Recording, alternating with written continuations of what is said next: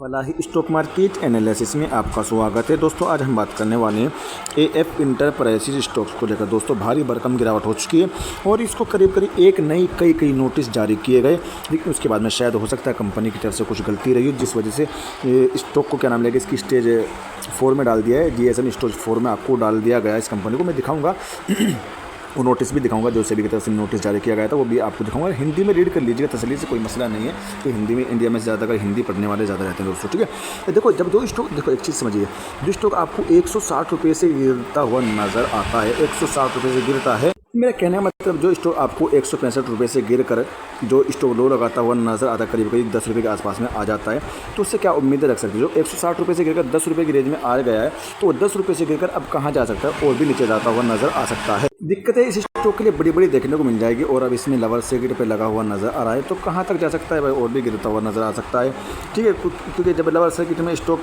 को देखा जाए तो सपोर्ट रेजिस्टेंस काम नहीं करती, क्योंकि अब तो इसका अगर सपोर्ट ले 9 रुपये 80 पैसे के आसपास में अगर सपोर्ट देखा जाए तो यहाँ अगर आके सपोर्ट ले तो ठीक है, वरना उसके बाद में फिर इसका सपोर्ट देखने को मिल जाएगा आपको 6 रुपये 7 पैसे के आसपास में देखने को मिल जाएगा।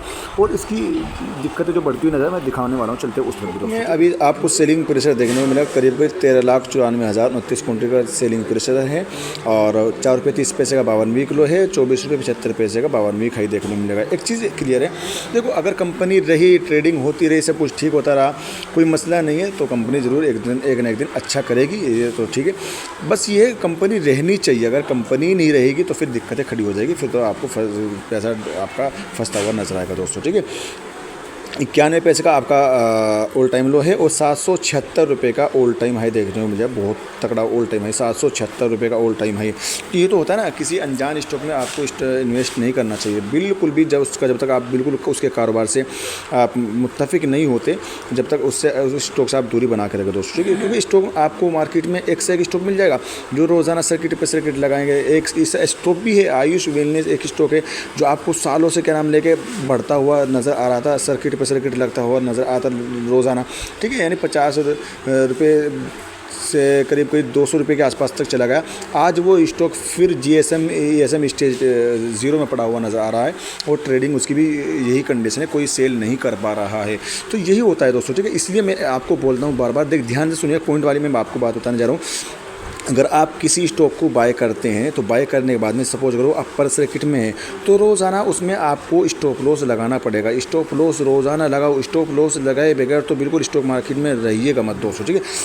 न जाने कब कंपनी पर आफत आ गिरे और कब उसकी बुरी खबर आ जाए, वो कंपनी जीएसएम स्टेज 2, 1, 4 में पहुँच जाए और आपकी ट्रेडिंग बंद होती नज़र आए, फिर आप सेल भी नहीं कर पाओ। तो ESM क्या नाम लेगा, स्टॉप लॉस लगाओ। तो स्टॉप लॉस लगाने के बाद में आपका ये फ़ायदा रहेगा कि स्टॉक आपका ऑटोमेटिक सेल हो जाएगा, फिर आप वहाँ ऑर्डर लगाने की जरूरत नहीं पड़ेगी। तो स्टॉप लॉस आप रोज़ाना लगाया करो दोस्तों, ठीक है।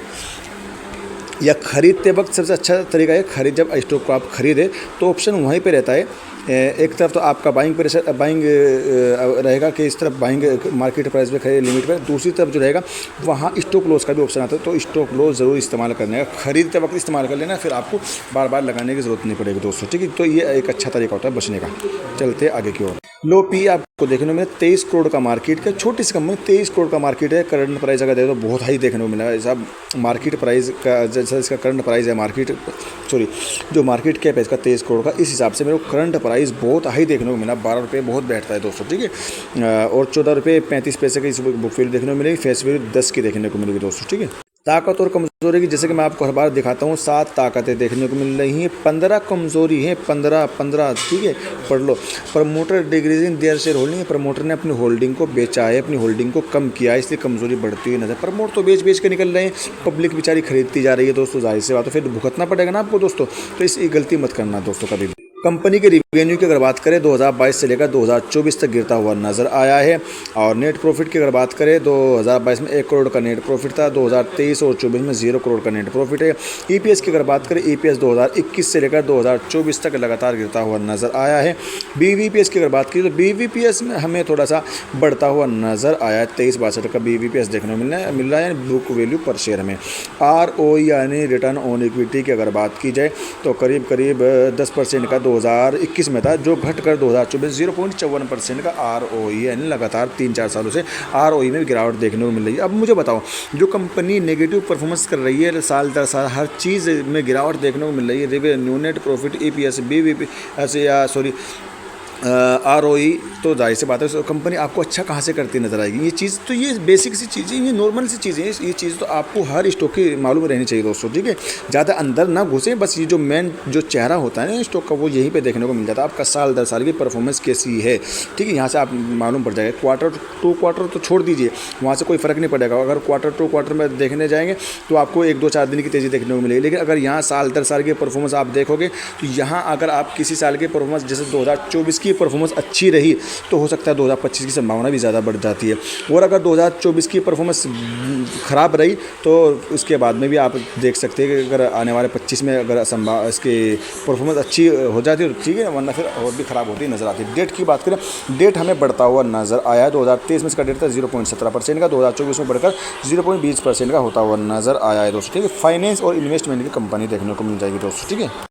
जो बल्क डील हुई थी, इसमें लास्ट बल्क डील जो हुई थी 23 दिसंबर 2024 में हुई थी, तो आपको दिखा दूँ यहाँ पर, आपको देखने को मिल जाएगा। 23 दिसंबर 2024 में बल्क डील हुई थी, 15 रुपये 19 पैसे खरीदा गया था, लेकिन उससे पहले सेल किया गया था, 15 रुपये 19 पैसे पे सेल किया गया था, ठीक है। तो उसके बाद फिर पहले सेल किया, फिर बाद में खरीदा गया दोस्तों, ठीक है। सेल की गई क्वान्टिटी 2,93,371 क्वान्टिटी थी और करीब खरीदी थे 3 लाख के आसपास में क्वांटिटी खरीदी गई है दोस्तों, ठीक है। बल्क डील का मामला रहने वाला है आपके लिए।